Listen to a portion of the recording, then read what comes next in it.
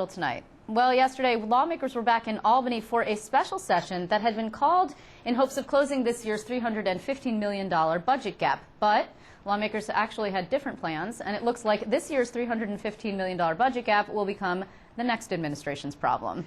So here to discuss that and other news are our political insiders. They are two guys who have spent years in the trenches of Albany. Dave Catalfamo is joining us from New York City tonight. He's the former communications director to former Governor George Pataki, and he's now a consultant with Capital Public Strategies. And Kyle Kotary is here in Albany. He's worked in a number of press shops here in Albany also and in Washington, D.C. He's also the founder and president of Empire Public Affairs. Gentlemen, thanks very much for your time. Thanks for having us. Good to see both Thank of you, you, Kyle. Liz. I haven't seen you in a long time. Dave, I think I saw you last week. All right. Yes, we did. Yes. Okay, so let's get started, and we'll talk about the special session. We'll start with you, Kyle, since you are here in the studio. It was fairly unremarkable, with the exception of the fact that the Assembly just insists on working into the middle of the night. I'm not really quite certain why they couldn't just come back in the light of day and do it all. I know it's much ado about nothing once again. A big letdown for some, but not surprising for others. And you're right. There seems to be a willingness or a desire to burn the midnight oil, but yet not get anything done at the end of the day. One of the things that was interesting is that while we're hearing from legislative leaders that they don't want to pass one-house bills, there were some potential one-house bills that were passed. Right. So I guess one of the questions that people are going to ask is, even if you pass something, are you passing anything that's going to actually get done? Well, now we're hearing actually that they might come back. The Senate actually might come back, Dave, I believe, in maybe late December now, maybe around the 20th. Right. Why did Governor Patterson bother calling this to begin with? I don't know, and actually I'm going to disagree with what you said, Liz, a little bit, in that it was remarkable. It showed a remarkable lack of understanding of what the voters just said in the last election. Well, I teed you up for that, Dave. That's why I said I mean, it is really incredible. That was really incredible. I mean, here they go and they re-elect John Sampson to be the majority leader of the Democrat majority in the Senate, which is very temporary at the moment, I believe, which is basically a ratification of the Democratic urban agenda, which basically has ignored upstate and cost them a majority.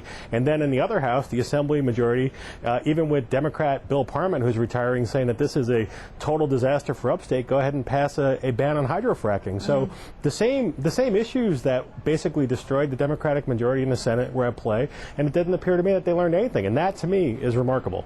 Kyle, you actually worked for the Senate Democrats a while ago. Not this incarnation of the Senate Democrats, but actually was Malcolm Smith in charge when you were there, and David Patterson? David Patterson and Malcolm Smith, yes. And I think that what happened, and I would agree with David actually, that it has to leave voters asking the question, what has changed, if anything? And something that I think anybody wants to do when you lose a game, you lose an election, is to go back and analyze, what do we learn from this? And it appears that, and I'll make a blanket statement, that nobody has learned anything from November. And I would agree with David that I think the voters made a pretty strong statement, and I would have to think that they're wondering if they were actually heard or not.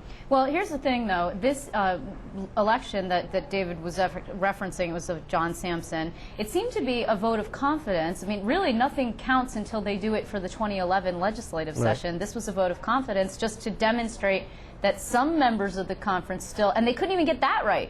They had members who are leaving, who were voting, and newcomer freshman members who were shut out of the room. I mean, it just really baffles me. I have no idea what was going on there. Anybody want to tee off on that? Sure. To play devil's advocate, I think it was important for both conferences in the state Senate to quickly come to a consensus over leadership. I mean, it's difficult enough right now that we don't have the final results, although I would say, even as a Democrat, that the table is set. We know who the leaders are. Right. We might not know exactly the seating arrangement at this point, but it appears, if things hold, that the Senate Republicans will be back in charge. But I think to get through the next month, and also to get through what could potentially be a slight overlap between having the official word, despite the fact that Governor-elect Cuomo and everybody else is saying we need a result, we need to have the leadership in place. So I think from that standpoint, it made sense for the Democrats and the Republicans to come together.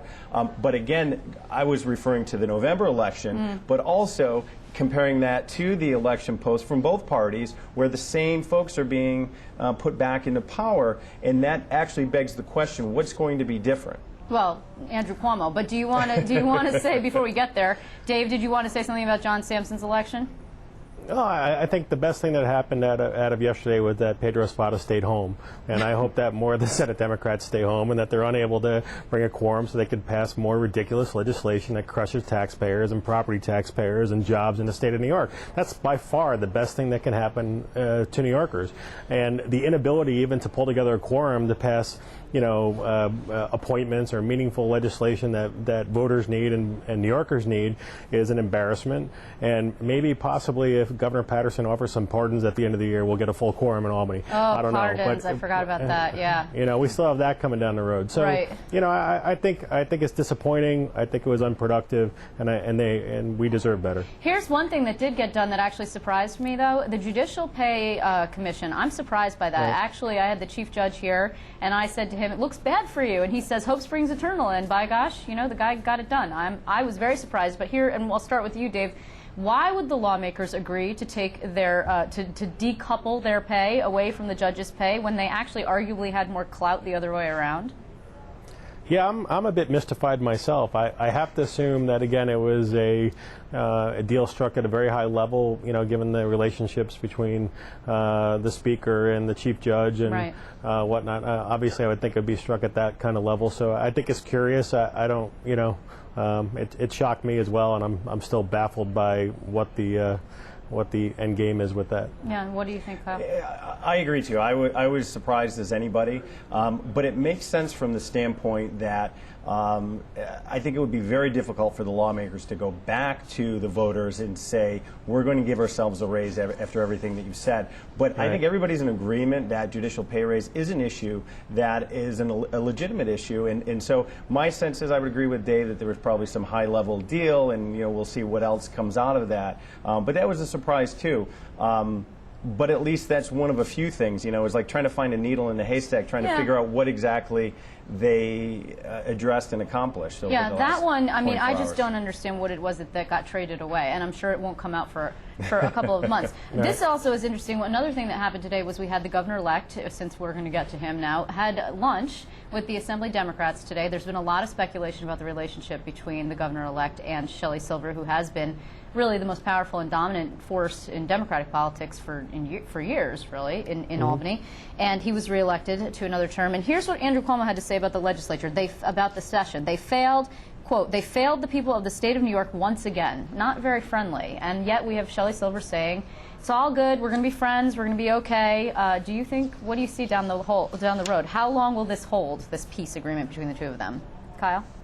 Well, only time will tell. But I think that both the Speaker and the Governor-elect said what they needed to say. The Governor-elect has to both be tough with the legislature and tough on the legislature, and also be frank, because quite frankly, that is what the people are expecting of him, and that's what he campaigned on, that he was going to come in and no monkey business. He was going to clean up Albany. Now, at the same time, the Speaker really has to show, I think, not only to the public but also to his members that he can get along and at least start the year off with some sort of common ground. How about you, David? What do you think? You think it'll last a month, maybe? A couple of weeks? I mean, we've seen this dance now. I've seen it now, 4 different times, I guess. And the reality is that it'll last as long as it humanly can, and then it'll revert back. And again, I say this all the time when we're on. I mean, it's as much Democrat Republican as it is institutional. It's gubernatorial, legislative, and so I expect that there'll be some friction there. But I give the governor-elect credit for basically calling out the legislature and making a very accurate observation that they have failed to deliver their part with respect to what voters want and need. Well, that's in keeping with his whole campaign platform, is it not? I mean, he ran a little bit against Albany, or a lot against Albany, so he's right, okay. Do you care to guess, let me just quickly ask you this question on both of you, but we'll start with you, Dave. What do you think they'll break over? If Sheldon Silver and Andrew Cuomo break over something, we didn't know that it was going to be, of course, right, the selection of a new state comptroller to replace Alan Hevesi, that Shelley Silver and Elliot Spitzer had a very early breakover. And so right, it's hard to say what it might be, but do you think it'll just be the budget or something else?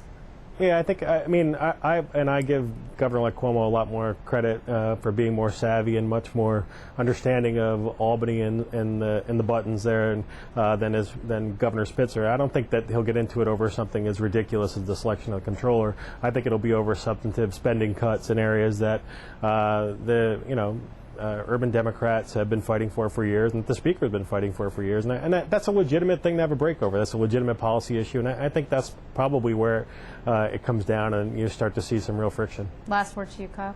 I would agree, actually. I think it's going to be a fairly lengthy honeymoon, or as long as possible, which could be a couple of days or a couple of weeks in Albany. And then there will be a massive conflagration, and you will be back here to chat with us about it, both of you. Kyle Kottari, I want to thank you very much for joining us. Dave Catalfamo in New York City, thanks very much, both of you. Okay, still to come tonight, I'll be joined by another consummate Capitol insider. John McArdle is retiring after nearly 3 decades in the Senate Republican press shop. And that means for the last 15 years, he has been fielding questions from me about the goings-on in the conference. But before he goes, he's going to be here to answer just a few more questions. Our conversation with him is coming up next. Stay with us.